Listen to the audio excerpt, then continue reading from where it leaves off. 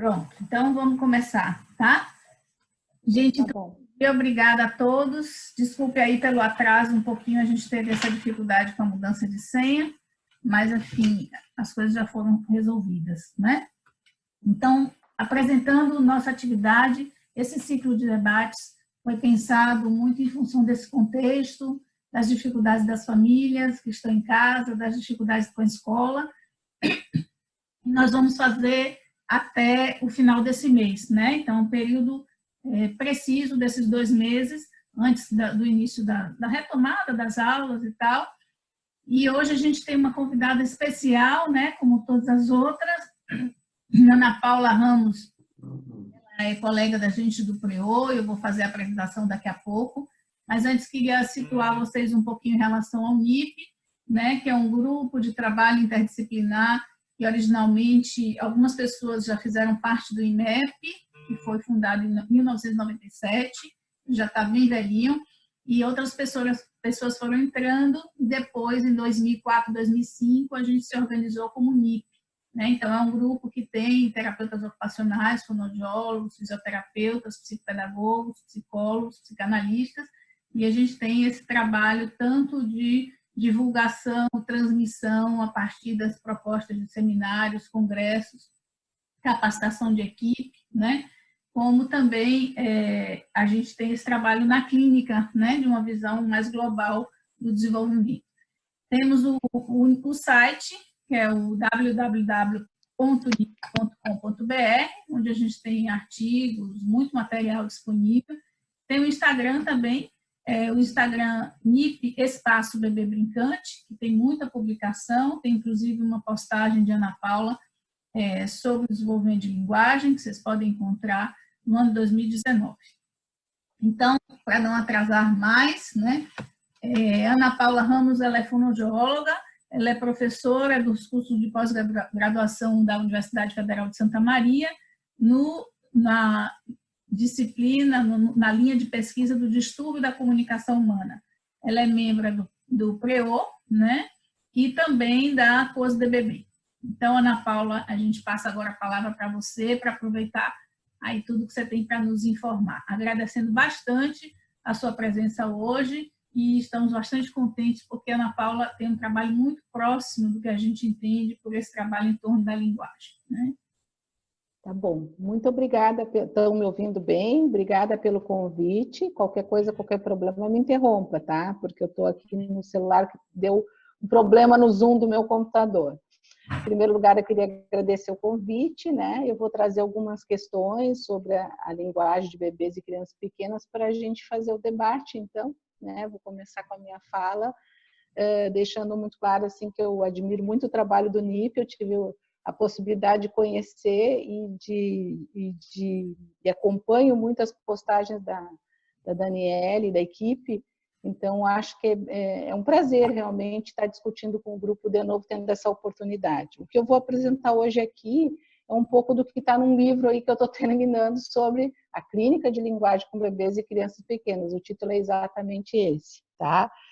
E eu acho, assim, pelo menos aqui no meu ambiente, não aí no NIP, mas com certeza aqui em Santa Maria, quando eu cheguei em 2007, havia um certo estranhamento, assim, em pensar que um fonoaudiólogo clínica, por parte de algumas pessoas, não do fonoaudiólogo, com bebês, porque a ideia de um imaginário social é que o fonoaudiólogo é aquele profissional que trabalha quando a criança está com uma dificuldade de fala, ou quando ela já está maiorzinha, e não nos tempos em que ainda está em paralelo a constituição linguística e a constituição psíquica. Na verdade, a gente sempre foi colocado assim no lugar daquele que põe a prótese auditiva quando o bebê nasce com uma surdez, mas não necessariamente de alguém que se preocupa com esse funcionamento mais global da linguagem. Talvez até porque dentro, obviamente, que isso não é uma realidade, por exemplo, na PUC de São Paulo, em algumas escolas, mas de um modo geral, o fato de o fonoaudiólogo se focar muito nos instrumentos, nas técnicas para fazer falar bem, para conseguir memorizar, enfim, técnicas para o processamento da linguagem, muitas vezes obscureceu essa ideia de que o fonoaudiólogo também é alguém que se preocupa com a subjetivação e com a constituição linguística lá nos primórdios, né? Então, o lugar de onde eu vou falar é esse, né? Porque, na verdade, eu vejo assim quando a gente se pergunta o que faz um bebê se tornar um falante da língua, é preciso abordar as condições necessárias para esse desenvolvimento, né? E, de um ponto de vista enunciativo, que é o que eu assumo em termos de teoria de linguagem, por ser afinado com a teoria de subjetividade que eu adoto, que é a teoria psicanalítica, existem dois grandes pontos, e o primeiro ponto é o ponto que talvez seja mais negligenciado ou desconhecido, que o fonoaudiólogo acaba trabalhando e que a gente tem que teorizar, que é a existência de um lugar de enunciação. É preciso ter um lugar, alguém que escute o bebê e que abra esse espaço de enunciação para ele. Ninguém fala se não tiver alguém que o escute, né?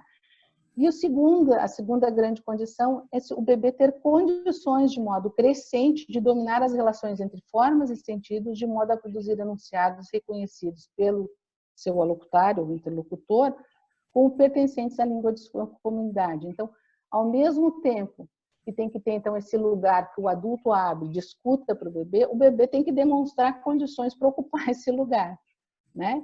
E, geralmente, quando ele não demonstra essas condições, é que o fonoaudiólogo é buscado. Só que, muitas vezes, isso tem efeitos, né? O bebê não demonstrar essas condições tem efeitos nesse lugar de enunciação. Então, vamos começar a destrinchar o que seria esse lugar de enunciação, né? É um lugar sustentado pelo adulto a partir do momento que ele supõe que o bebê lhe diz algo, lhe demanda algo, mesmo sem ainda falar. E o que estaria na raiz dessa sustentação? Duas suposições, tá? Uma que vem da subjetividade, porque a linguagem por si só, numa teoria enunciativa, ela é intersubjetiva, porque tem um eu que fala e um tu que escuta, então existe uma base intersubjetiva. E no caso de um bebê em constituição psíquica, não está separada a constituição totalmente do psiquismo e da linguagem num primeiro momento. Então, existe uma suposição que é fundamental, que é a suposição de sujeito, que é um conceito que vem da psicanálise, né? Que ainda ele abarca o fato de que ainda que as reações de um bebê sejam involuntárias ao nascer, a mãe as toma como uma produção de um sujeito. Eu acrescentaria isso, que a mãe reconhece também a atividade do filho, já que esses estudos atuais de neurociências são efetivos em demonstrar que o bebê em desenvolvimento típico endereça produções gestuais, vocais, entre outras, né, a sua mãe substituta muito antes de falar. Então, o bebê ele tem uma apetência simbólica que alimenta essa suposição, tá? Um bebê que vai indo bem, né? Bom, a partir dessa suposição que é alimentada tanto pelo bebê quanto por um projeto simbólico que os pais têm para esse bebê, emerge também a suposição, ela ancora a suposição de um falante da língua, embora ela não seja, e aqui é que eu vou centrar mais a minha fala, o suficiente para alimentar a suposição de um falante futuro da língua, tá? Essa suposição é aquela que faz com que o alocutário usual do bebê, ou seja, o tu do bebê, aquele que escuta o bebê, o adulto, de que um dia ele será um falante da língua materna, tá? Ela se sustenta na dialética entre reconhecimento da atividade comunicativa do bebê e suposição de sujeito, mas se diferencia desta porque necessita ser alimentada pelas produções do bebê, por uma apetência linguística, assim como o reconhecimento do bebê ativo e suposição sujeitos são sustentados pela apetência simbólica do bebê para entrar em relação com o grande outro. Tá? Então, para haver diálogo, é preciso que haja um falante e um ouvinte em termos enunciativos, um locutor e um alocutário, ou seja, alguém que ocupa o lugar de eu no discurso e alguém que ocupa o lugar de tu no discurso. Né? Especialmente no caso de um bebê ou criança pequena que ainda não fala, é preciso que o tu abra um espaço de enunciação para ele, o bebê, né? De modo que suas manifestações corporais verbais sejam tomadas em conjunções, né? Eu-tu. O que é a conjunção eu-tu? É aquele momento em que o adulto empresta o seu conhecimento de língua e interpreta por um gesto de homologia, né? Por uma homologia com as produções não verbais da criança. Então, por exemplo, se a criança suga muito a mãozinha, ele pode interpretar que ela está com fome, ou ela está só brincando, se ela recém-mamou. Então, esta cena enunciativa que se desenvolve ali nas protoconversações iniciais, ou quando o bebê vocaliza e sorri, o adulto interpreta que ele está feliz, ou que ele está gostando de ver a mamãe, o papai, enfim. essas interpretações que são dadas aos gestos do bebê fazem com que haja essa conjunção eu-tu, porque o bebê não é autônomo discursivamente, ele não domina os signos, então ele precisa que o adulto atribua signos aos seus comportamentos não verbais, tá? E o que é muito importante num bebê que vai bem é que à medida que ele percebe essa interpretação e ele se sente ouvido pelo adulto, ele deseja se fazer ouvir mais, que é o que a Inês Catão, nossa colega, sempre falou sobre pulsão invocante, né? Então, para circular esses tempos pulsionais, é preciso que esse adulto esteja colocado, então, nessa posição de tu e que faça essa atividade com um prazer no diálogo, tá? Então, deixa eu só ver. Então, para tanto, é preciso que ele empreste sua subjetividade para ancorar a subjetividade existente e emergente no bebê, né? Porque alguma existe na modalidade de uma apetência simbólica e outra será constituída nessa relação.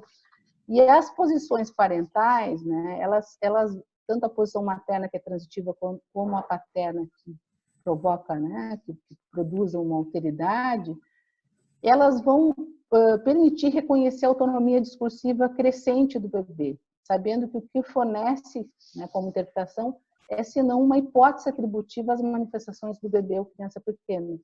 Por isso, quando não há sustentação de um lugar de enunciação, é importante identificar se essa ausência, né, se a ausência desse lugar se relaciona a dificuldades no laço, ou seja, por exemplo, em função de uma negligência ou de um familiar ou de um excesso materno, se não há espaço para que o bebê ou criança pequena se manifeste, né, a partir da suposição de um sujeito na linguagem, ou se o bebê não tem condições de ocupar esse espaço de enunciação com fala reconhecível. E neste caso aqui, então, claro, vai estar implicada de um modo muito mais forte a ação de um fonoaudiólogo, porque aí são vários os problemas que podem causar, né, a dificuldade de o bebê não conseguir construir fala reconhecível pelo seu adulto, tá? E às vezes, não muito frequente, até com muita frequência, as duas coisas andam juntas, né? Seria muito simples se a gente tivesse equipes como no NIP, que acolhem os bebês e identificam onde está o locus do problema e podem tomar decisões do tipo, bom, vai entrar a psicanalista e vai entrar uma fonoaudióloga no caso, ou vai entrar só a fono, ou vai entrar só a psicanalista, né? Infelizmente, no sistema de saúde brasileiro, e principalmente eu que vivo na universidade pública, nem sempre é fácil fazer essa articulação, porque a gente está em lugares separados, né? A clínica de fono é num lugar, a clínica de psico é no outro, a clínica de TO é no outro, mas o que eu acho importante ressaltar aqui para o nosso debate é que a gente pode tranquilamente, né, se cercar de profissionais e fazer links mesmo com outras clínicas, e tem que, de certa forma, estudar um pouquinho a subjetivação do bebê, se quer ser uma fonoaudióloga que trabalha com bebês, para pelo menos fazer essa identificação dessa necessidade. Então, existem algumas consequências, né, nessa forma de funcionar as protoconversações e a linguagem, né? Por exemplo, uma mãe num excesso materno falar no lugar do filho, no momento que a mãe se angustia com a percepção de que o bebê não vem, né, não consegue falar, também pode ser falar no lugar do filho, ser extremamente diretiva, tentando ensinar a criança a falar, aceitar o silêncio e acomodar-se à falta de fala do filho. Então, o fonoaudiólogo vai ser o profissional que vai quebrar esse funcionamento de linguagem para sustentar um lugar de enunciação e, desse modo, tá, tentar produzir na criança, né, uma movimentação rumo ao domínio da língua. Porque, claro, que a gente, de algum modo, entre aspas, eu vou dizer aqui entre aspas, a gente ensina a falar. Tá? Só que, claro, o que eu estou tentando ressaltar aqui é que esse ensinar a falar não pode estar apegado a técnicas lexicais, sintáticas, fonológicas, desligadas da construção de um lugar de enunciação. Primeiro, precisa ter essa construção de um lugar de enunciação. Então, as estratégias de intervenção que eu proponho, nesses casos de crianças que estão demorando a falar, são todas baseadas no diálogo e na troca, no brincar conjunto, no desenvolvimento da atenção compartilhada e alternância de turnos já não verbais para a gente chegar, então. A criança primeiro, de certa forma, aprende a dialogar com os recursos que ela tem para depois aprender a falar, tá? Então, ele vai ser, então, um fonoaudiólogo, um mediador, né? Na criação de um lugar de anunciação ao bebê, terá que sustentar num lugar, né, em frente aos familiares, e eu faço isso com a família dentro da sessão, né, de modo a quebrar esse silêncio, ou essa diretividade, ou esse falar pelo bebê, indagando o bebê para que ele ocupe o seu lugar do modo que ele puder. Claro que se as rupturas, né, que causam essa dificuldade de ocupar o lugar de fala, de enunciação, são a surdez, ele vai ter que lançar mão de técnicas específicas para uma protesização auditiva, técnicas específicas de leitura labial, ou mesmo até de inserção numa outra língua, que é a Libras. Se são uma dificuldade intelectual, ele vai ter que lançar mão de técnicas que construam melhor a capacidade de representação mental, de construção intelectual, e aí ele vai atuar talvez com outros profissionais juntos, como educador especial, mesmo psicólogo ou psicopedagogo. Se, por outro lado, for uma coisa mais específica, a fonoaudiologia, assim como a surdez de um transtorno específico de linguagem, que a criança tem dificuldades de processar linguisticamente, né, a informação, né, memorizar léxico, construir articulatoriamente a sequência de sons da palavra, né, que é o caso da apraxia verbal, ou mesmo um manejo inadequado do bilinguismo, tá? E o autismo também, porque no autismo temos problemas de processamento sensorial que interferem na função de representações mentais, além da dificuldade de alienação e de estabilização da relação com o outro. Existem também questões biológicas aí que interferem na função da linguagem pela criança com autismo. Ele vai ter que lançar mão de técnicas, né? Técnicas como estratégias fonológicas, lexais, sintáticas. E, nesse sentido, existem muitos métodos. Por exemplo, a apraxia de fala, existe a tal do multigesto, do prompt. São métodos que trabalham com facilitações visuais, sinestésicas, para que a criança construa a produção articulatória. A grande questão que eu coloco aqui para a gente debater é o limite de usar esse tipo de técnica quando a criança ainda não desenvolveu um lugar de enunciação, né? A gente não, se ela ainda não sabe o que é a dinâmica do diálogo, como que ela vai entender por que eu estou ensinando ela a produzir os sons, né? Então, quando ela tem um desejo de dialogar comigo, quando ela começa a olhar, né?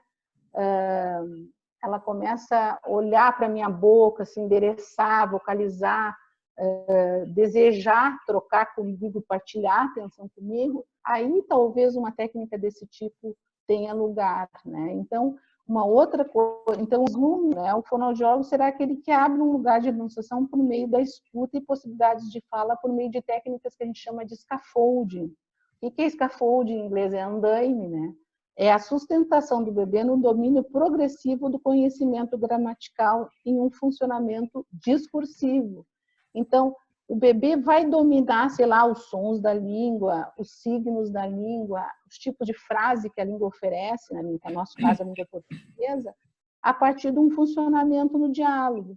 Então, o fonoaudiólogo é um profissional que vai ter que escutar e entender, como todo falante da língua portuguesa, em que ponto do domínio da língua o bebê está, né? E essa é a arte, vamos dizer assim. Ele pode até lançar a mão de avaliações. Eu prefiro fazer avaliações formais, né? Do vocabulário, dos sons, enfim. Eu prefiro fazer isso no diálogo, com os estudos que eu fiz na minha vida de aquisição da linguagem. Isso me permitiu perceber se um bebê está conseguindo processar os fluxos sensoriais e construir respostas motoras. Então, processar os fluxos nesse circuito que a gente chama de áudio vocal, tá? O bebê vai ter que extrair invariâncias da língua, né, que ele escuta, e ele tem estudos na neurociência que mostram que o bebê é um estatístico, né, na medida em que a gente usa essa fala dirigida ao bebê e sustenta, assim, nesse scaffolding, ou seja, nesse modo sintonizado exatamente o que ele pode entender a cada momento. Eu não vou usar com o bebê as frases que eu uso com o adulto. Eu geralmente uso algo sintonizado ao contexto da brincadeira e que ele pode entender naquele contexto imediato. Ele consegue acessar o significado dos signos e consegue compreender a língua, que é o primeiro processo, para depois poder começar a se dedicar à produção. Então, é uma passagem do ouvir ao escutar e do falar ao dizer, né? O bebê balbucia, vocaliza, ele tem condições, ele mostra a apetência linguística, o bebê que está se desenvolvendo bem, para entrar nesse jogo de diálogo, de protoconversação, e isso seduz, né, realmente para prestar muita atenção na boca do seu interlocutor e se apropriar daquela gestualidade toda que implica, né, o falar uma língua. É importante a gente também pensar, né, que situações, por exemplo, como um manejo adequado de bilinguismo, podem levar uma criança a estagnar no desenvolvimento. Eu me lembro de um caso aqui, de uma criança que nasceu prematura extrema e com uso de fórceps também ficou com um galo na cabeça, e a mãe tinha um fantasma de que ele não falaria, porque ele realmente estava demorando a falar. Ocorre que ela misturava alemão, ela é do interior, aqui planta moranguinho em Agudo, do interior de Agudo, é uma agricultora, e ela misturava o alemão com o português na fala. Então, como ela sentia uma... E aí o lugar de anunciação, olha que interessante, ela sentia uma mãe menos capaz, a família desfazia muito ela enquanto mulher, assim, em maternidade, e ela fez, em paralelo ao atendimento do menino, um trabalho com a psicóloga, porque ela não se autorizava, por exemplo, a falar só em alemão com o filho. Tá? E aí a gente teve que fazer um trabalho para que ela entendesse que o alemão era o dominante, que naquele momento, dada a prematuridade, para ele era melhor começar pelo alemão. E assim, em 6 meses o menino estava falando tudo em alemão e a gente fez algumas orientações de como inserir um menino num contexto do português, nos recursos comunitários que ela tinha lá no lugar onde ela vivia. Mas essas reações de angústia frente ao fato de que chega ao final do primeiro ano o teu filho não fala ainda, produzem essas rupturas no que seria um diálogo que faz esse scaffolding acontecer, né? Então, se eu estou muito angustiada, eu tento dirigir o que a criança vai falar, eu não vou fazer um diálogo, eu vou fazer, às vezes, até produzir uma resistência da criança em falar.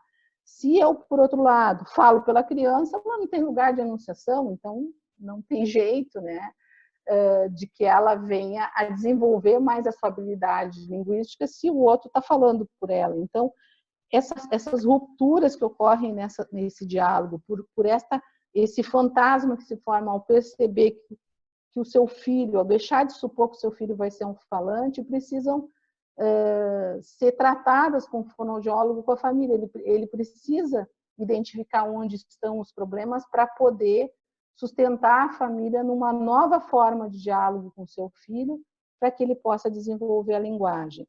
E é importante também a gente tomar atenção, né? Eu acho que com os estudos que a gente vem fazendo dentro do PREO com o Boulanger, da psicomotricidade, de que muitas vezes há impedimentos corporais. É preciso que no primeiro ano de vida a criança tenha condições de sustentar, em termos de alerta, orientação, localização e exploração dos objetos, para criar representações mentais, sobretudo em relação a esse circuito audiovocal.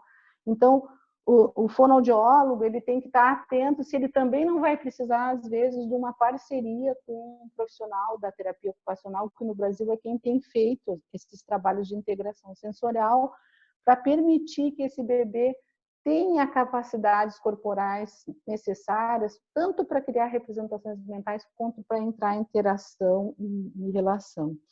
Um último dado, assim, né? Não sei como é que está o nosso tempo, mas eu acho que já está quase chegando ao fim. Um último dado de pesquisa que eu acho interessante colocar, eu vim há algum tempo acompanhando bebês, e essa ideia de sustentação, lugar de enunciação, junto com técnicas para domínio da língua em si, vem desse acompanhamento de bebês por meio dos roteiros, do roteiro IRD, dos sinais PREO e dos sinais enunciativos que eu criei. Nesses sinais enunciativos, eles têm os sinais do bebê, que vão buscar ver se o bebê pode ocupar o seu lugar de enunciação, e sinais do adulto, que é onde eu verifico se o adulto dá esse lugar de enunciação ao bebê, né? Se ele oferece essa oportunidade de escuta, né? E de scaffolding também, né? E aí o que a gente observou que é muito interessante, os bebês com risco para uma psicopatologia, seja de que natureza for, autismo, ou psicose, ou outra, tem todos os fatores alterados na linguagem desde o início, desde o primeiro semestre de vida, ou seja, tanto os sinais do bebê estão alterados, quanto os sinais da mãe, né? Então, não tem esse lugar de enunciação garantido e, ao mesmo tempo, o bebê não se mostra capaz de ocupar esse lugar, né? Então, nos problemas do laço ou nos problemas como o autismo, como o risco para o autismo, a protoconversação está rompida mesmo, assim, há uma dificuldade em acontecer a protoconversação. Já nos problemas, e isso até o final do primeiro ano de vida, já nos problemas que são só um problema de atraso na linguagem, em que o bebê não tem alterações nem no roteiro IRD, nem nos sinais PO, eu observei que só no terceiro semestre de vida é que começam a alterar os sinais da mãe. Por isso que eu lancei essa ideia de exposição de falante. Por quê? Porque a mãe está ali bem no laço, está tranquila, a relação dela e do bebê está se desenvolvendo do ponto de vista das operações, né, materna e paterna. Existe uma exposição de sujeito em separado dela, só que chega no final do primeiro ano de vida, esse bebê não balbucia, ele é mais silencioso, ele não comparece com condições de ocupar o seu lugar de enunciação, e aí essa mãe começa a ficar angustiada, e aí ela para de ser sintonizada, e aí surgem aquelas condutas que eu falei, de falar pelo bebê, ou de ser diretiva, ficar angustiada, enfim. Então, o trabalho do fonoaudiólogo, de qualquer forma, vai ser detectar o mais precocemente possível, né? Se esse bebê tem as condições, isso seria o ideal na puericultura, tanto se ele está tendo alguma dificuldade do ponto de vista psíquico, quanto se ele está tendo alguma dificuldade de ocupar seu lugar de enunciação. Então, a gente acha plenamente possível olhar isso no primeiro ano de vida, né? Ver o quanto o bebê endereça produções, por exemplo, no caso dos bebês que desenvolveram um quadro de autismo, a gente observou a incapacidade de endereçar espontaneamente produtos. Estatisticamente, isso foi diferente, né? Em contraposição, os bebês com outras dificuldades no psiquismo são outras as dificuldades enunciativas, tá? Principalmente de fatores maternos. Então, é importante que o fonoaudiólogo possa fazer esse duplo olhar sobre a exposição de sujeito e exposição de falante, sobre como isso se reflete no lugar de enunciação, para que ele possa intervir com bebês, né? Com crianças pequenas, maiores, as coisas que chegam mais tarde, às vezes o sintoma já está lá instalado, tanto o sintoma do transtorno específico de linguagem, quanto o sintoma né, de uma psicopatologia mais grave do desenvolvimento, né? Então, é importante também colocar que hoje a gente tem muitos recursos dentro da fonoaudiologia para, com exames eletrofisiológicos da audição, a gente detectar muito precocemente, por exemplo, como é que está a maturação dos potenciais corticais para audição. E, a partir daí, a gente conseguir também detectar uma patologia que aqui no Rio Grande do Sul, na minha região, é muito comum, que chama neuropatia auditiva, e que a gente acha que tem muito a ver com o uso de agrotóxicos, né? Com essa liberação geral de agrotóxicos nos nossos alimentos, é muito possível que isso venha cada vez a aumentar em termos de frequência. Então, é um bebê que ele, lá no exame da orelhinha, ele tem um exame normal, mas que depois ele vai ter um processo de maturação da via auditiva e de processamento né, dos estímulos auditivos, desse fluxo assim, menos hábil, né? E com isso ele vai talvez ter prejuízos na linguagem, né? Dificuldades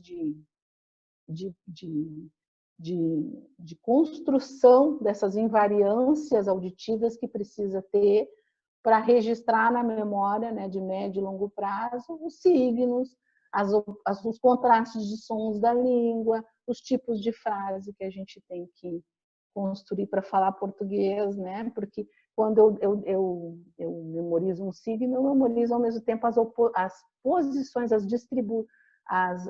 posições que ele opera, né, dentro de uma frase para integrar unidades linguísticas maiores. Ao mesmo tempo que eu construo um signo, eu também o oponho em termos distribucionais com os outros signos que com eles são parecidos, por exemplo, pato com gato, enfim, eu vou descobrir aí as oposições sonoras que que os signos entre si fazem para marcar a distinção de sentido. Então, essa construção multinível que a linguagem demanda precisa de um bebê que esteja em condições de entrar em interação e partilhar a atenção com o adulto e, ao mesmo tempo, processar o mundo dos objetos, o mundo do seu corpo e o que ele ouve, né?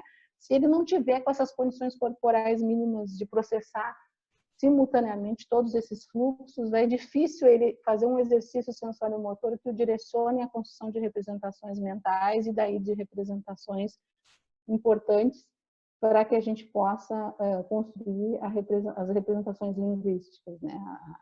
O sistema linguístico.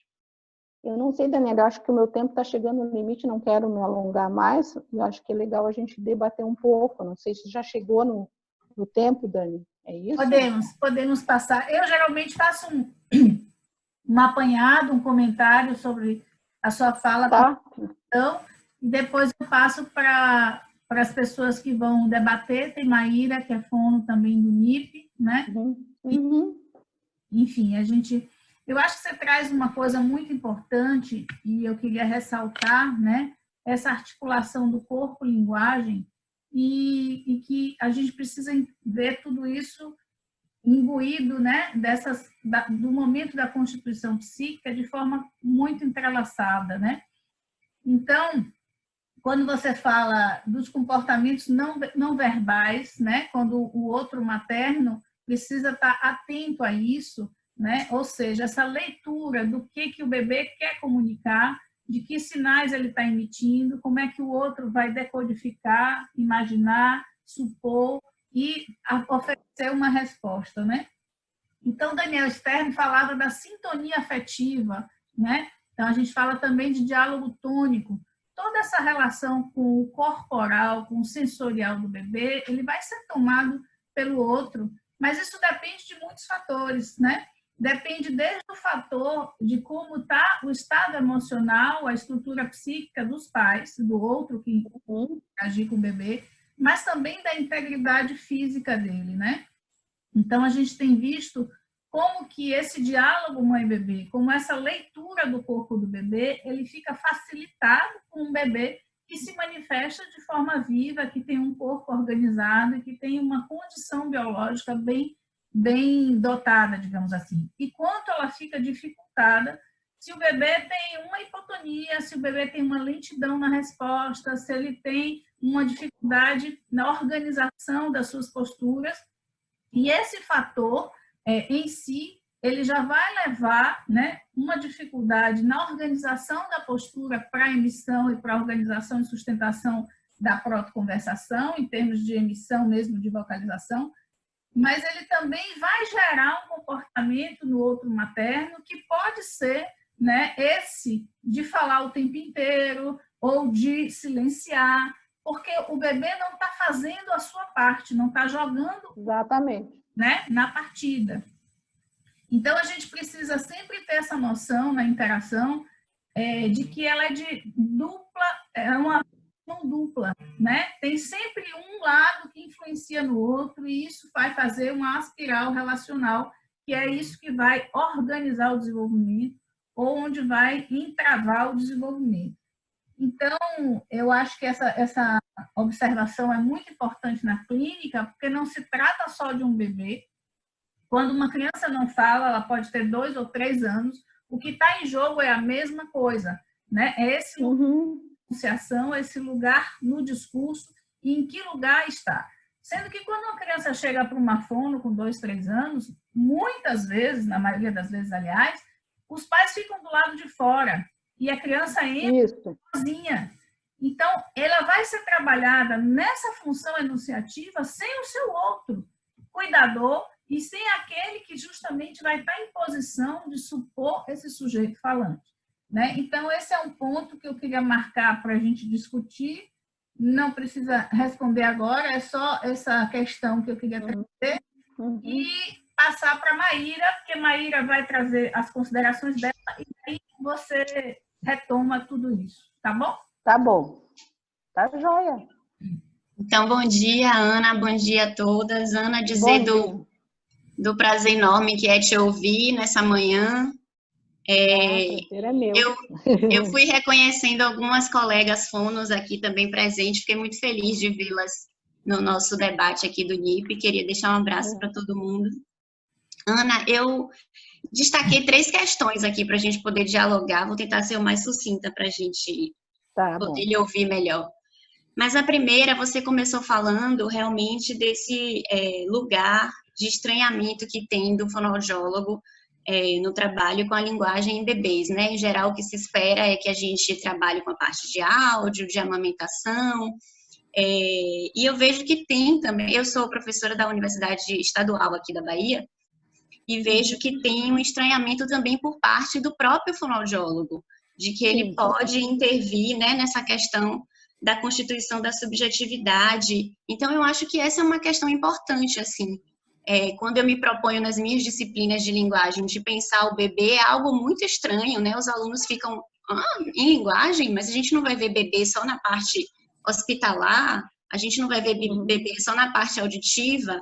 Então, acho que a formação desses profissionais chamados da área instrumental, da gente pensar desde o processo de formação, a questão da constituição da subjetividade é um elemento importante. Não sei se é algo específico baiano, mas eu tenho uma impressão de que isso está bem ausente assim, da nossa formação enquanto profissionais da chamada área instrumental. Parece que é algo que cabe ao psicólogo e a gente não cabe pensar sobre isso, cabe apenas ver as questões articulatórias, auditivas e orofaciais.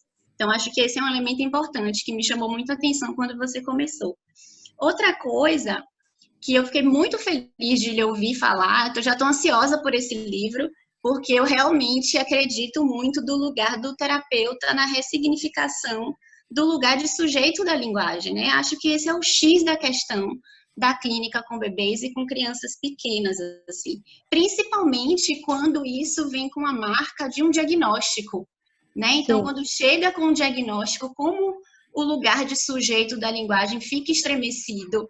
E eu acho que é algo que diz muito do nosso lugar, inclusive nos casos em que tem uma deficiência neurológica auditiva, isso não significa que o lugar de sujeito da linguagem se perde, né? Eu estava me lembrando, Dani, de um caso que a gente teve, eu e Dani, assim, recente, de uma criança, Ana, que chegou com assim, nenhuma articulação, né? Então, ela produzia todas as vocalizações pelo nariz. Aí Dani falou, nossa, como assim? Ela não abria essa boca assim para a fala.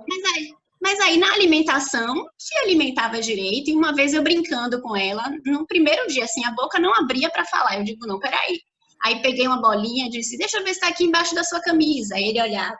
Deixa eu ver se está embaixo do armário. Ele abria. Aí eu disse, deixa eu ver se está dentro da sua boca. Ele, abriu a boca. Eu digo, opa, então essa boca abre, essa boca mastiga, essa boca deglute, essa boca sorri, essa boca não fala, né? Então, o que que tem aí? Aí a gente foi ver toda a questão da história, tinha um fantasma em relação, né, aos pais, de ele ter alguma coisa, de ele, né, de ter um diagnóstico, e certa vez a mãe me disse, olha, eu tenho medo, desde sempre eu tive medo de que ele não falasse. Aí eu disse, desde a gravidez? Ela disse, não, desde que eu pensei em ter um filho. Então, já era algo que, né, e apareceu. Então, eu trabalhei muito e ele se expressava muito pelo corpo do outro, né? Sempre se apoiava no pai, sempre se apoiava na mãe. E eu trabalhei, inicialmente, não foi com a questão da praxia articulatória, mas dele se compreender enquanto um sujeito falante, né? Enquanto autor do seu próprio discurso. E aí, eu acho que a questão agora vem bem do que Dani estava falando. Nós, no NIP, a gente está acostumado a ter uma ação de ajudar nessa ressignificação do lugar de sujeito da linguagem ali com os pais em ato, né? Acontecendo. E agora, nessa pandemia, né, em que a gente está tendo os teleatendimentos, em que eu tenho trabalhado ou com vídeos familiares, e aí a partir dos vídeos discuto com os pais, ou então até em tela mesmo com as crianças que conseguem, de alguma maneira, ter algum tipo de intervenção. Então, isso tem sido um desafio para mim, né, porque o pai não está ali, não está comigo, não está em ato, junto. Então, acho que esse é um elemento também da gente pensar como trabalhar a partir dessa nova tecnologia, né, nesse novo espaço terapêutico, eu acho que é a questão da tela. Então, como trabalhar essa questão?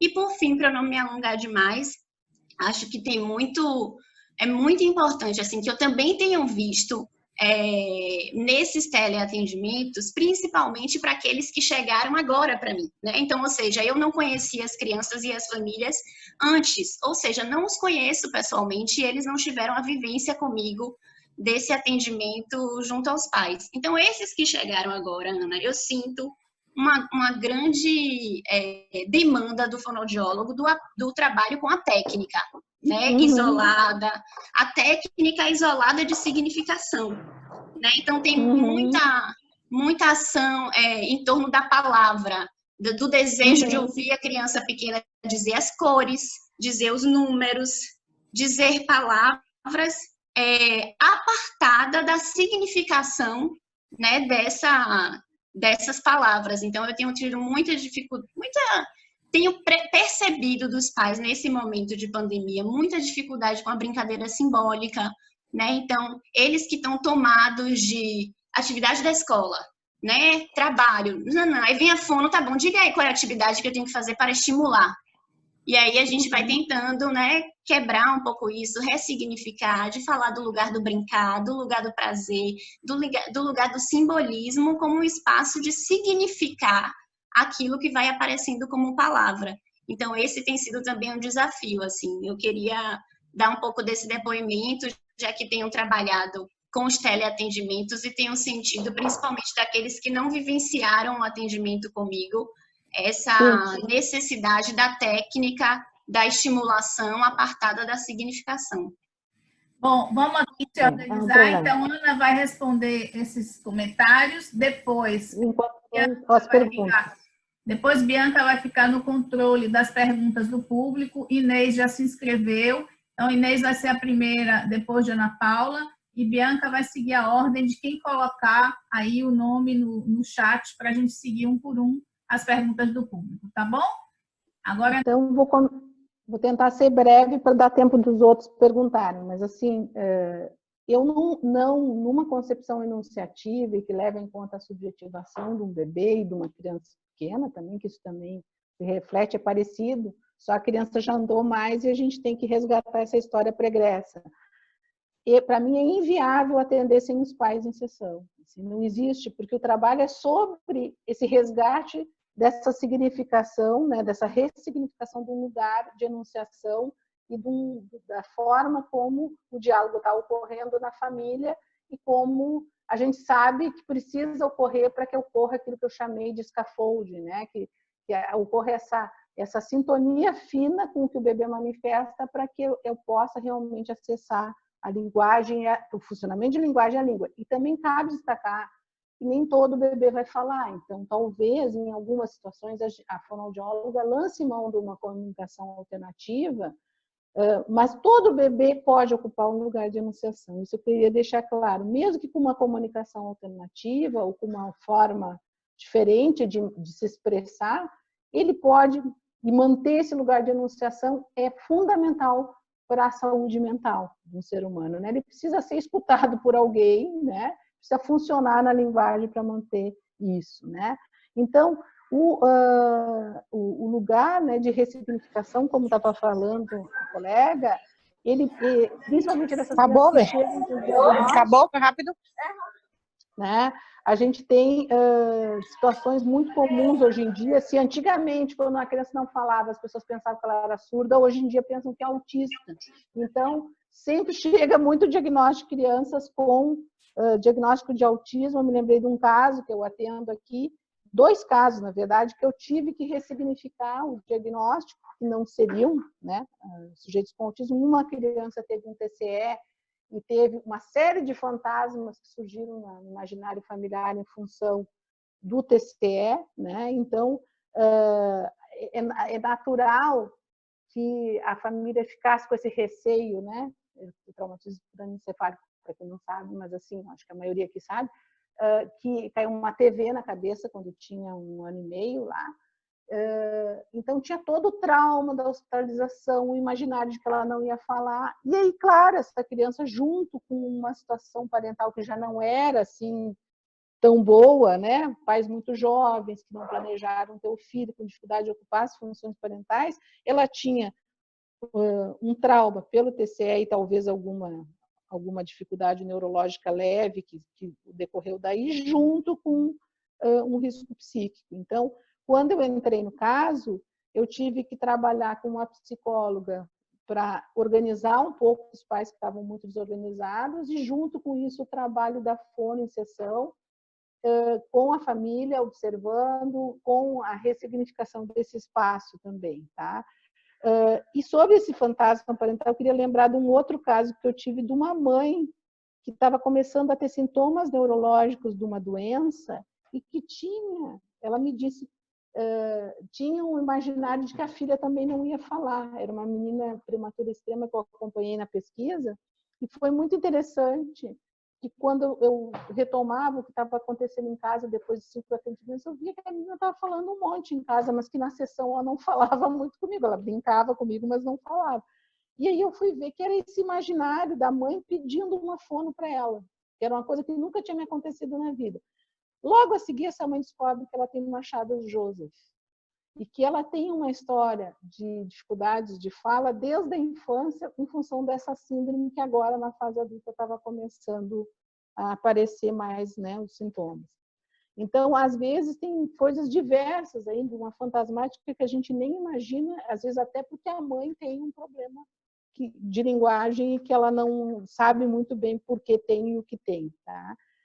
Sobre o teleatendimento, eu tenho feito em alguns casos que eu já atendo e fica muito mais fácil depois que a gente já atendia o paciente, porque a gente já tem uma relação e uma transferência com os pais que permite mesmo, por meio dos vídeos, eles mandam vídeos das interações, eles já entraram nesse funcionamento que a gente propõe. Então, fica mais fácil orientar e sugerir e até atender, né, um teleatendimento dessa forma. Agora, uma criança nova que chega, e considerando que as escolas estão fazendo mesmo essa pedagogia assim, meio muito focada no instrumental, em atividade, fica mais difícil. Eu também sinto essa dificuldade com as minhas estagiárias que estão atendendo casos pela primeira vez. O que a gente tem feito é pedido que filme interações e aí a gente, a partir disso, começa uma escuta desses pais, uma conversa, algumas sugestões, né? Nesta mesma linha que tu falou, que é sugerir assim, descobrir um pouco de prazer no brincar, na interação. E o que é interessante é que se a gente conseguir fazer isso pelo teleatendimento, se for possível, talvez até a pandemia traga uma coisa muito interessante, que é os pais passando mais tempo com os filhos, se descobrindo mais como pais, né? Porque, na verdade, na correria do dia a dia, às vezes é difícil refletir sobre o que está se passando nessa relação minha com meu filho. Então, quando eu sou confrontada a ter que ficar mais com ele, eu acabo por descobrir aí coisas dele e minhas, e talvez uma escuta mesmo que num teleatendimento possa potencializar de um modo positivo. Acho que é isso, vou deixar agora a Inês falar para depois a gente continuar acrescentando alguma coisa que a gente lembrar.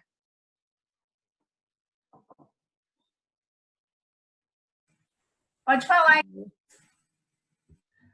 Bom, em primeiro lugar, eu queria agradecer, né, à Unip, o convite que foi feito à Ana Paula, agradecer sua fala, Ana Paula, dizer do prazer enorme de te ouvir hoje de manhã, né? Há muito tempo que a gente não trabalha junto, que a gente não se encontra né? Isso. Então, eu estou assim, muito saudosa e escrevi Eu aqui. também.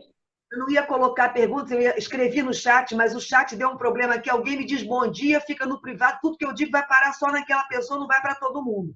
Inclusive, não chega, acho que para vocês, então, pedi a palavra. Para dizer, primeiro, do prazer de te ouvir aqui hoje de manhã, da saudade, querendo saber como é que você está pensando as questões que a gente trabalha em comum há muitos anos, né?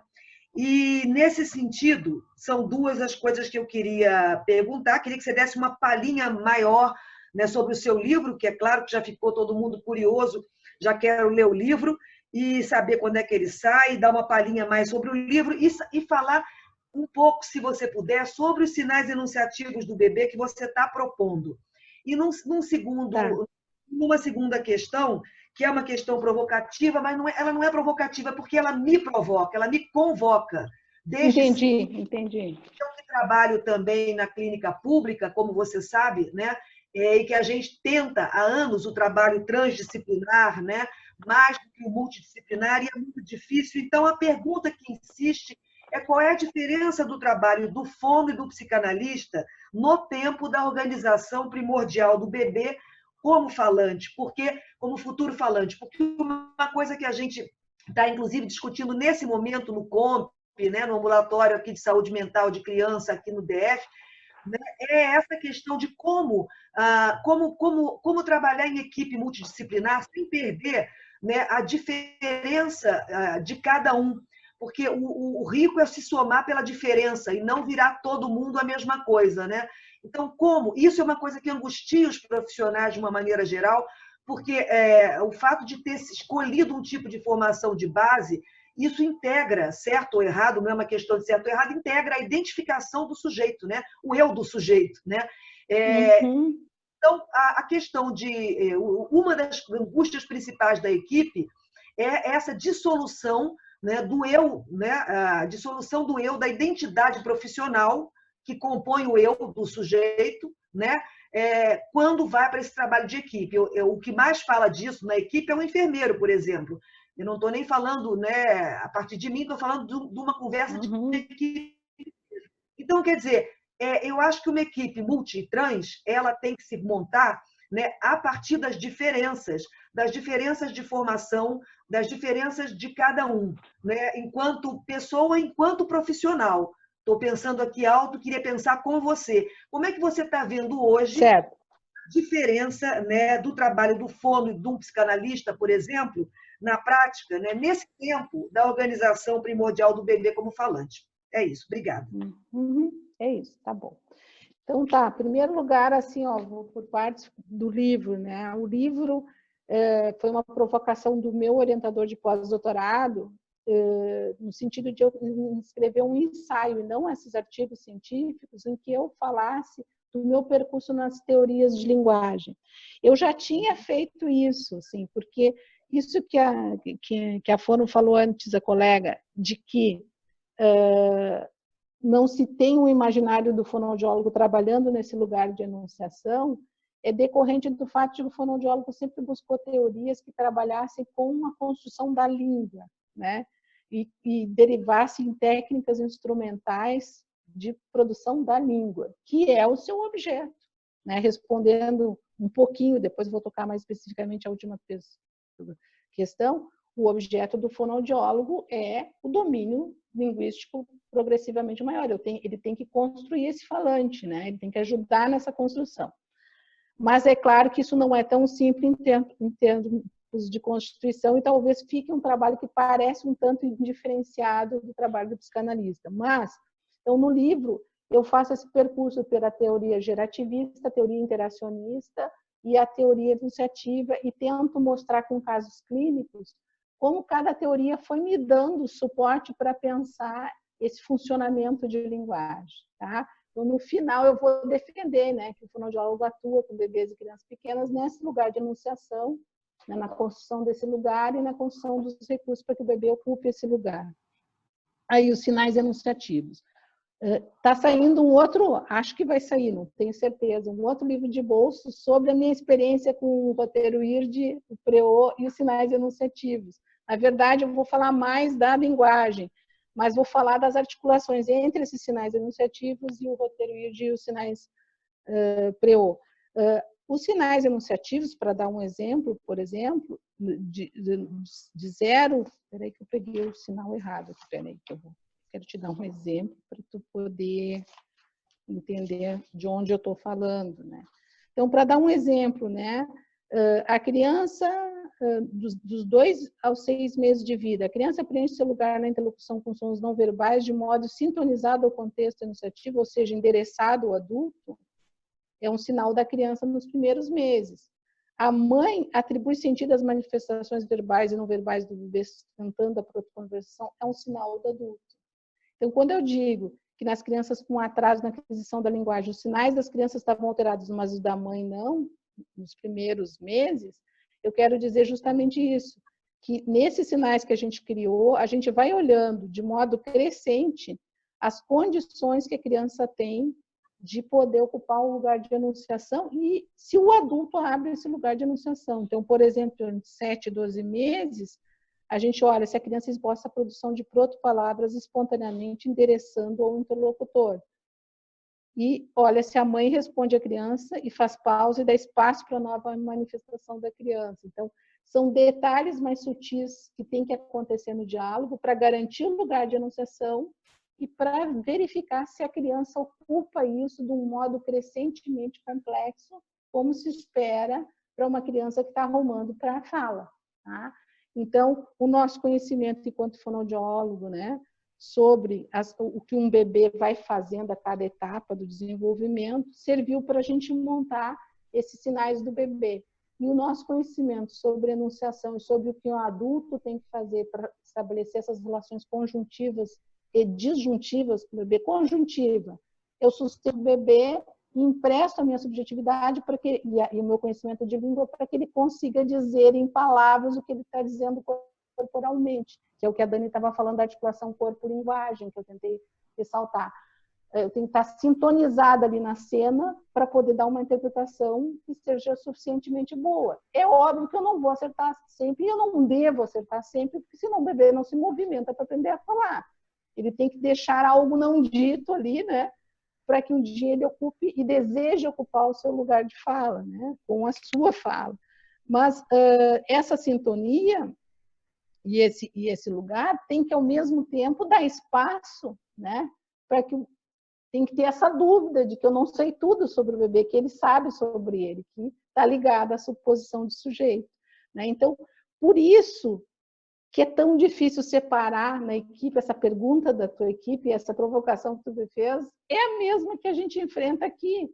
O que é do psicanalista e o que é do fonoaudiólogo nos primeiros tempos, porque eu não vou dizer agora é só fala, agora é só psiquismo. O bebê não sabe, ele está ali entrando em relação, estabelecendo um laço contigo e tu com a família e com ele junto, né? Tu está operando sobre esse laço.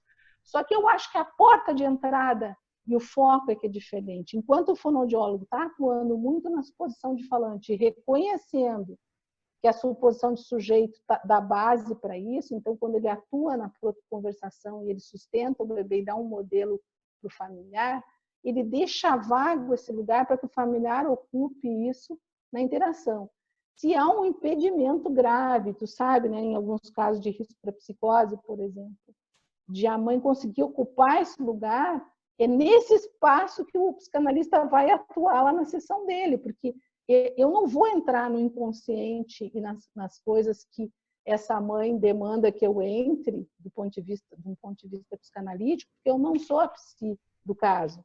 Então, eu vou ter que atuar, e aí a equipe vai ter que entender e discutir a cada caso, se não dá para ter 2 profissionais no caso, o que é prioritário no caso, porque daqui a pouco eu estou ali tentando sustentar uma conversação com a criança e estimulando ela para a linguagem, mas o adulto não vem. Quando eu deixo lugar vago para ele, ele não ocupa.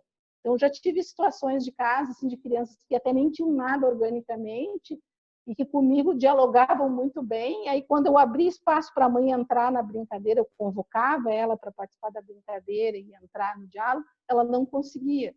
E aí entrou, né, um trabalho com a psicóloga que, na época, era muito interessante. Aí acho que é uma coisa para a gente discutir bem. Ela não sabia fazer esse trabalho com a mãe e o bebê.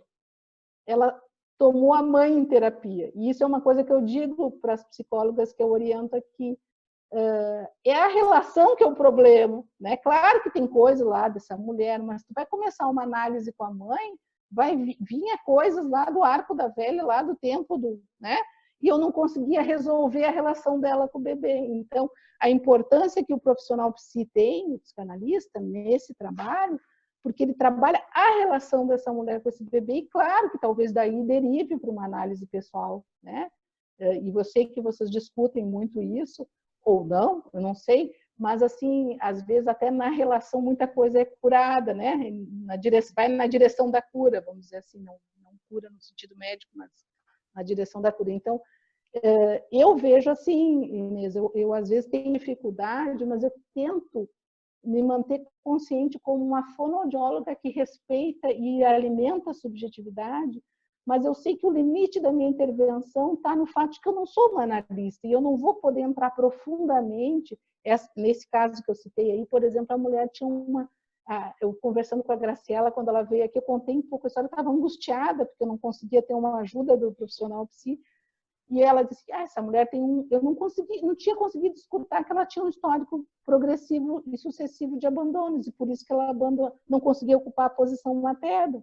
Né? Então, assim, se eu tivesse a Graciela ou tudo do meu lado, com certeza o caso tinha tomado outro rumo, entendeu? E ela ficou repetindo, tendo um filho atrás do outro que a mãe cuidava e não ela. Né? Então, ela dizia, vocês têm que chamar a minha mãe para vir aqui, porque ela que é a mãe deles, não eu.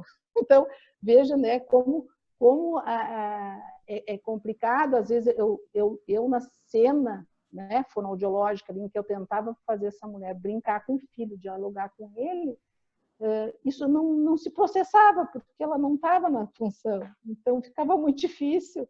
Né? Então, esse é um exemplo de um caso assim, que sem uma intervenção do psicanalista ia ficar inviável. Agora, é claro que tem situações diferentes em que, às vezes, a entrada, né, uma dificuldade assim, mais pontual, em que a entrada do fonoaudiólogo, principalmente quando o problema é a suposição de falante, que o fonoaudiólogo dá conta tranquilamente. Né?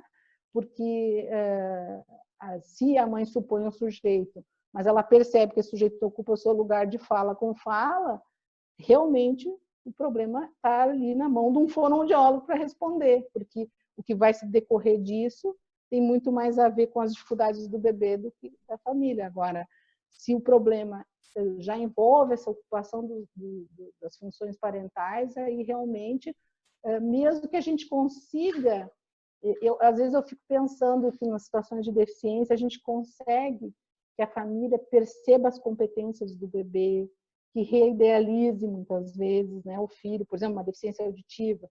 Não, ele escuta alguma coisa, ele consegue se comunicar desse ou daquele jeito. Isso ajuda nesse processo de reidealização do filho que ele imaginou normal lá antes do nascimento. Então, isso tem um efeito subjetivo, um efeito na relação. Mas, às vezes, isso se combina com questões que não tem nada a ver com a deficiência, e que aí a psicanálise vai ter que socorrer mesmo. Então, eu não sei se eu te respondi, mas assim, eu acho isso complicado, porque eu vejo fonoaudiólogas que estudam psicanálise e perdem essa noção, né, do seu espaço de atuação, e vejo psicanalistas que também, às vezes, não entendem alguns processos de linguagem para diferenciar, né, o que é o limite da sua atuação e o que seria um trabalho interdisciplinar em que esse fonoaudiólogo poderia contribuir para entender por que aquela criança não está ocupando o seu lugar de enunciação. Mas eu não sei, assim, eu nunca perdi de vista as questões biológicas. Eu acho que esse foi um jeito de entender que o fonoaudiólogo, por mais que ele tenha que adotar uma posição no diálogo, né, que é o que eu preconizo, e nessa interação pais-criança, né, pais-bebê, ele não pode perder de vista que ele é quem entende dos obstáculos à linguagem, à construção da língua, né? Porque se ele também perder isso de vista, ele perde a sua identidade profissional. Só que o jeito de fazer isso não precisa ser um jeito comportamental de repetição, de imitação. E acho que isso está muito mais relacionado à concepção de linguagem que o fonoaudiólogo tem, que é o que eu tento abordar no livro, do que exatamente ao fato de ele ter estudado ou não psicanálise. Obviamente que o meu estudo da psicanálise me ajuda a ter uma sensibilidade para coisas, por exemplo, da fantasmática parental, porque ela também pode incidir sobre a linguagem. Esse exemplo que eu dei dessa menina que eu atendi, em que a mãe se sentia uma má falante, e por isso ela imaginava, depois, a partir de uma alimentação que foi feita pela própria prematuridade, né? Porque a prematuridade extrema, os médicos dizem, né? É um risco sempre, né? A pessoa vai para a internet, lê o que o prematuro extremo pode acontecer com ele, enfim. Alimentou esse fantasma de uma coisa que ela sentia nela, e na verdade ela tem um problema neurológico sério hoje. E eu sentia uma fala meio pastosa na mãe, mas assim, essa escuta minha como fonoaudióloga foi fundamental no caso, entendeu? Eu não creio que talvez um psicanalista sem uma formação em linguagem, com formação em linguagem como tu e a Dani tem, talvez escutasse. Mas uma pessoa que não presta atenção nessas questões da linguagem em específico, da linguística, enfim, da aquisição da linguagem, talvez não tivesse dificuldade de escutar isso que eu estou dizendo, né? De perceber que tinha algo no comportamento da mãe como falante que incidia fantasmaticamente na suposição de um falante para filho. E que não tinha nenhum risco psíquico até então. Nada. Era só uma prematuridade extrema.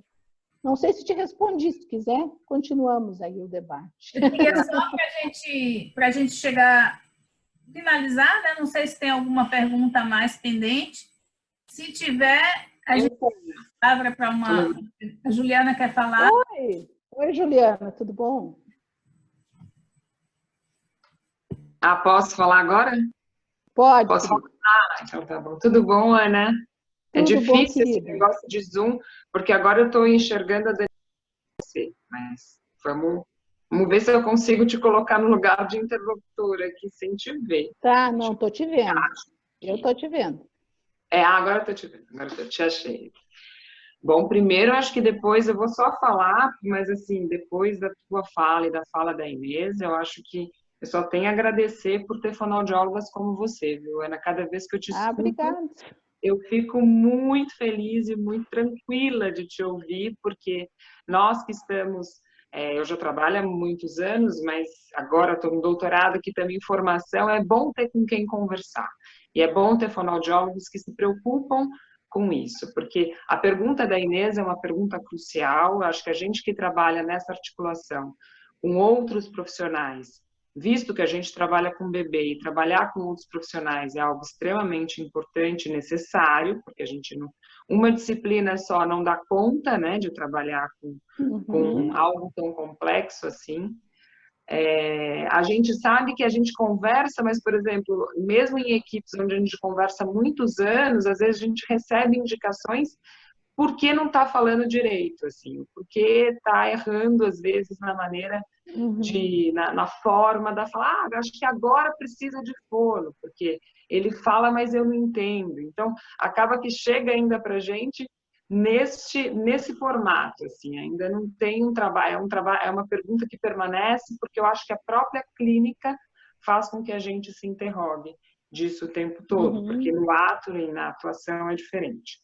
Acho que esse saber sobre a língua e da estrutura da língua é muito diferente. Também tem um lado bom disso.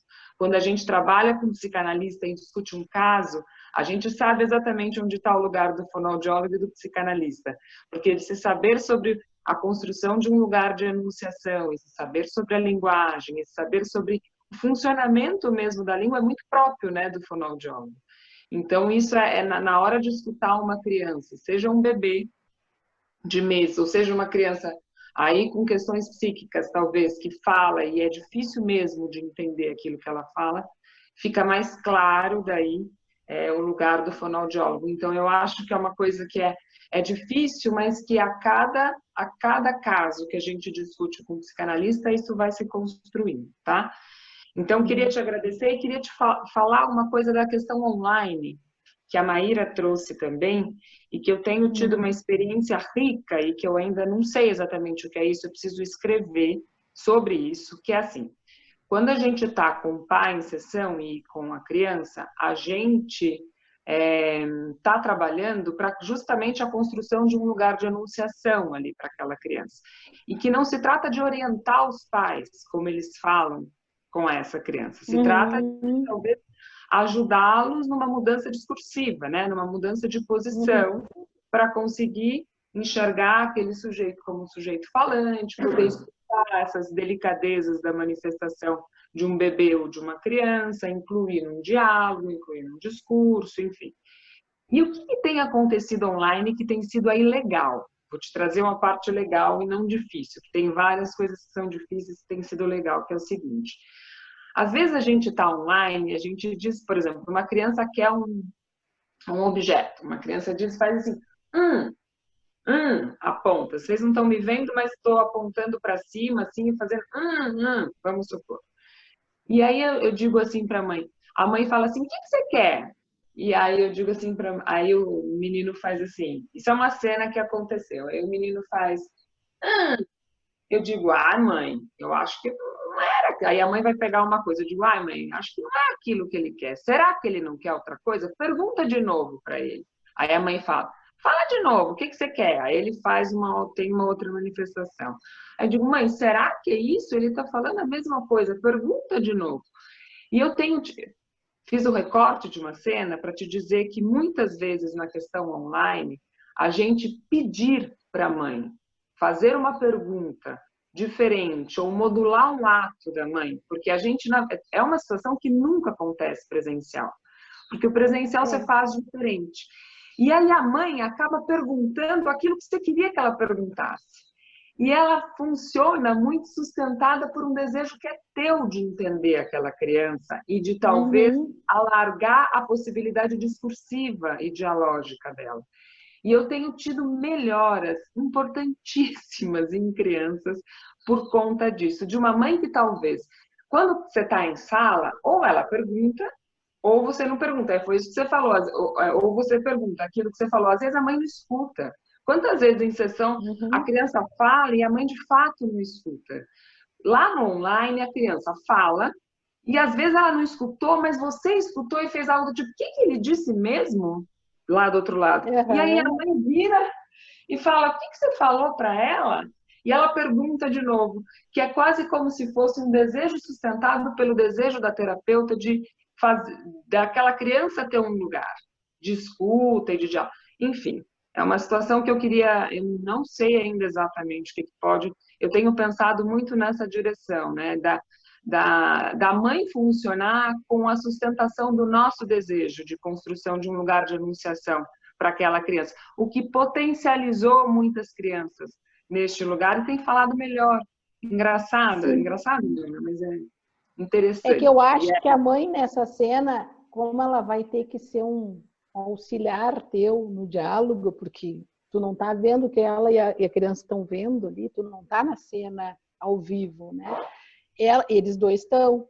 Ela vai ficar obrigada a ocupar esse lugar de ouvinte, de quem escuta.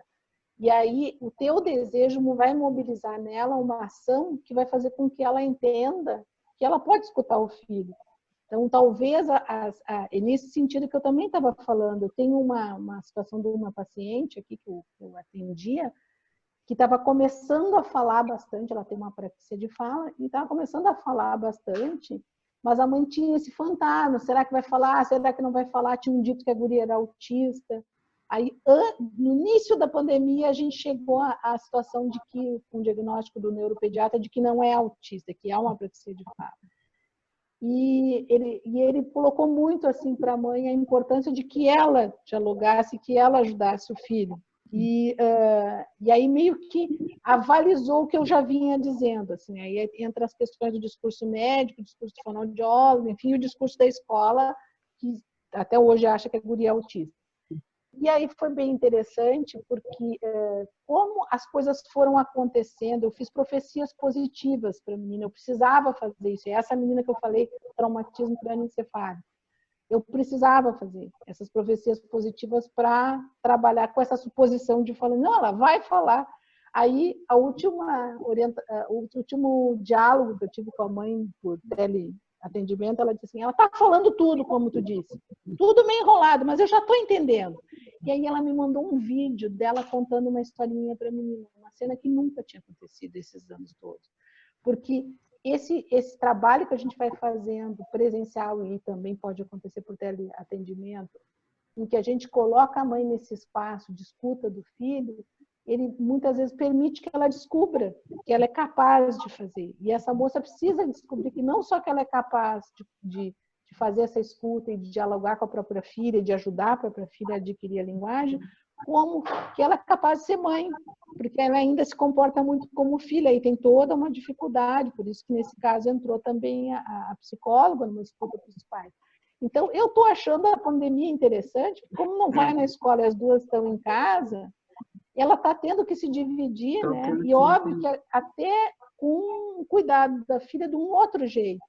Eu até dei algumas tarefas, porque a mãe está preocupada com a alfabetização, porque aí surgiu esse imaginário. Eu dei algumas atividades, assim, mais... Porque a menina também está interessada nas letras, e eu dei algumas atividades. E isso tem surtido um efeito muito positivo, porque não precisa ser feito de um jeito condicionante, né? Pode ser feito de um jeito em que haja descoberta, que haja construção conjunta, enfim. Então, hoje mesmo eu estava pensando, eu estou tão cheia das atividades de pós-graduação que eu estou coordenando aqui até o fim do ano, que eu não falei mais com essa mãe. Mas isso, num certo sentido, para mim, pode estar refletindo que ela está conseguindo cuidar, entendeu? Então, não existe uma regra fixa. Né? Porque não existe uma escuta que a gente vai fazendo e que, às vezes, daqui a pouco a família descobre como cuidar do seu filho, como favorecer.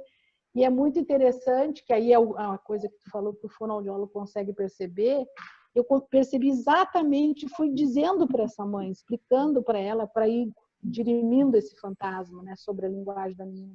Tá vendo como ela repete de primeiro o que a gente diz? Agora ela vai começar a corrigir essa fala que está toda atrapalhada. Então, ela se filmou, a menina guardando as compras, dizendo o nome, eles chegaram do mercado, aquela coisa da limpeza com álcool, não sei o quê, dizendo o nome das compras, e aí eu dei umas dicas de como, né? Poderia favorecer essa questão prática.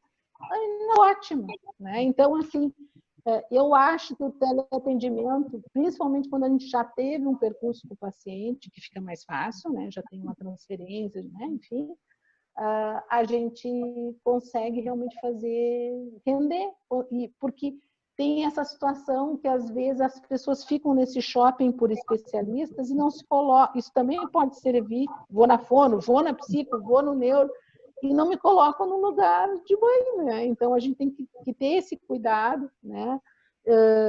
De fazer esse trabalho e aproveitar o lado positivo da pandemia, que é essa reclusão dos pais com os filhos em casa. Isso tem um lado positivo, né? Então, se a gente souber aproveitar. Então, eu acho assim que o trabalho do fonoaudiólogo pode até ser potencializado. Eu não vejo impeditivo algum de fonoaudiólogo trabalhar com os recursos de celular mesmo, WhatsApp, vídeo, chamada, em alguns casos, né? Que tem. Agora, passar orientações, quando não tem a videochamada é complicado, porque daí as minhas alunas estagiárias trabalham num centro aqui que eles querem mandar atividades para casa como a escola faz. E eu tenho muita dificuldade de orientar isso, né? Daí eu tento trabalhar nessa ideia de descobrir espaços de prazer. É o máximo que eu acho, né? Que dá para... que a orientação venha numa série, né? Que venha... Então, vem, mas vem incluída numa série daquela família, daquela relação. E aí é muito difícil daí tu dar uma orientação sem saber quais as condições ambientais também. Tem livro, não tem livro, tem música, não tem música, escuta música, não escuta música. Porque a gente trata-se assim, de realmente inserir num banho de linguagem que seja... positivo, né? Que seja prazeroso. Acho que assim, quando a nossa amiga Inês Catão fala de pulsão invocante, trata-se disso. Isso não pode ser esquecido. A gente não escuta para produzir sons, a gente escuta para conversar com alguém. Né? A gente ouve para escutar e fala para dizer. E aí esse circuito tem que estar na ordem, porque senão a gente sabe já de estudos sobre endorfina e outras coisas, as sinapses de uma pessoa que tem um transtorno de linguagem, elas são menos robustas. E o neurônio vai engordar pela via do prazer. Então, se tem um prazer na troca, o botão sináptico vai ter mais forte. Se alguém aí está preocupado com as questões biológicas, pense nisso, né? Quando eu vou para a ordem da repetição do enfadonho e do chato, né? A gente não consegue realmente que a memória se concretize. A memória se concretize no prazer, né? Bom, isso aí, profecias positivas aposta no sujeito, é isso aí, no sujeito e no sujeito falante também. A gente tem que apostar no sujeito que vai falar, né? Eu acho que a Daniele está querendo encerrar. Eu queria dizer que foi um prazer, nossa, eu fiquei encantada de conversar com vocês, porque as perguntas permitem que a gente debata mesmo, que eu acho que é o mais importante, que palestra, a gente lê em livro as coisas, não precisa de palestra, né? A fala é um motivador para a gente debater, e não para fechar, para abrir. Né? Esse é o objetivo desse debate, a gente se escutar e refletir e recriar a clínica a cada momento. Eu só queria fazer um comentário a respeito dessa questão da fono e do psicanalista. A gente aqui tem uma visão que é o seguinte: quando um bebê chega com questões de comunicação, a gente prioriza a linguagem, né? E aí, em sendo a linguagem, e com esse lugar enunciativo, discursivo, do lugar do outro, funcional, etc., a gente faz sempre uma abordagem psíquica inicial para trabalhar as bases e essas sustentações, mas isso não impede que a gente não peça, peça uma avaliação e uma interconsulta com a fono quando tem um bebê que tem alterações de motricidade oral, que a gente possa ver por uma dificuldade de imitação na gestualidade, por uma hipotonia, por um silenciamento muito grande, por uma atenção e até um esforço, uma vontade de comunicar, mas o som não sai, quando ela tem seletividade alimentar, quando ela tem uma série de sinais que possam nos indicar uma dificuldade no campo mesmo dessa questão orofacial, a gente sempre pede uma interconsulta, uma avaliação para ter as coisas ponderadas dos dois níveis. Então, esse é um ponto. Depois, então, a gente trabalha muito a intenção comunicativa, a organização do campo pulsional em torno do olhar e da voz, para depois que isso está bem estruturado, aí a gente encaminha para a fono, na especificidade que aí se trata quando o bebê já tem essa condição de querer se comunicar, na especificidade da aquisição de fala, porque aí é um campo que tem seus entraves que o fono vai ter como trabalhar e que a gente não tem essa condição, né, quando a criança não consegue organizar o movimento mesmo oral para produzir um som. E aí eu entro também com uma outra questão que a gente faz aqui no NIP, é que às vezes a gente tem um diagnóstico de dificuldade de linguagem, né? Que não é autismo, é uma questão de linguagem. E a gente vai priorizar o fono, mas não só. Também a gente às vezes, quase sempre, na dificuldade de linguagem a gente faz a dobradinha, o psicólogo, o psicanalista e o fono, porque tem as consequências psíquicas de uma dificuldade na ação da fala, né? Então, tem aquela criança que fica inibida e recusa, e porque ela sabe que ninguém vai entender. Tem a criança que entra em birra, né? E ela entra numa questão comportamental porque ela não consegue se comunicar e ela começa a fazer birra. E tem as consequências dos pais diante da falta da fala que você constata no terceiro semestre, que é ou falar demais, ou falar pela criança, ou pedir o que ela já sabe, ou entrar num discurso pedagógico, nome de letra, nome de número, o bichinho faz assim, o bichinho faz assado. Então, a gente entra nessa interface. Então, eu entendo que o domínio da linguagem é um domínio em que, o campo da linguagem, né, é um campo em que psicanalistas e fonos têm que trabalhar em interseção. Conjunto. Tanto o fono tendo a abordagem da linguagem mais ampliada com a constituição psíquica, quanto o psicanalista tendo uma noção também dos entraves da questão orofacial, dessa musculatura e desse planejamento do ato motor, porque senão a gente prepara um sujeito que é incapaz de produzir o som. E aí é um entrave complicado que a gente também tem que reconhecer a hora de encaminhar e por que encaminhar. até porque vão ter crianças que vão precisar de comunicação alternativa, que vão precisar de recursos para não perder a linguagem, né? Não vão conseguir falar ou vão falar muito mal, mas precisam de um apoio até visual e de comunicação alternativa para elas não se prejudicarem na organização da linguagem. Assim como o surdo vai precisar, às vezes, de uma linguagem de sinais. Então, eu quero agradecer a participação de vocês todos, e especialmente de Ana Paula, que sempre nos encanta, a gente adora compartilhar a clínica com você, e esperando você chegar na Bahia logo, que a Ana Paula tem vontade de pois ir na é, Bahia. sabe que eu tive... Para se tornar um compromisso.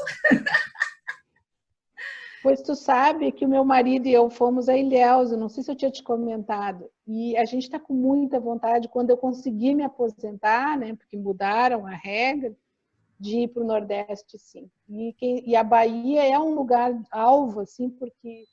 Mas imagina se eu tenho uma equipe como o NIP para trabalhar, eu já ia me amigar com vocês lá.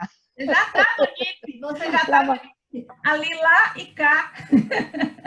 É isso aí. A gente se vê, então, olha, foi um prazer, eu adorei, assim, porque tanto as colocações da Maíra, da Juliana, da Inês, junto com as colocações que foram aparecendo aqui, tuas, e as que foram aparecendo no chat aqui, realmente eu me senti muito valorizada, muito escutada, né? E o meu lugar de enunciação ficou garantido aqui por vocês, né? Seja para discordar, para concordar, não interessa. Eu me senti muito escutada e isso é muito bom, né? Isso é bom para a gente que está refletindo essa clínica, que é uma clínica bem difícil e bem nova, né?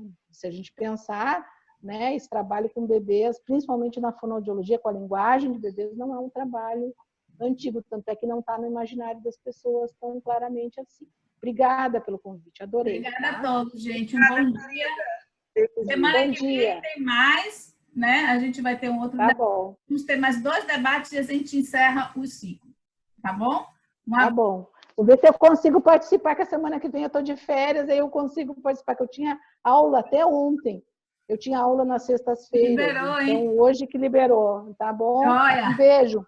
Maravilha. Beijo pra você. Beijo, Ana. Obrigada. Obrigada, Mara. Tchau, Mara. Tchau. Obrigada, tchau. Tchau, tchau. Tchau, tchau.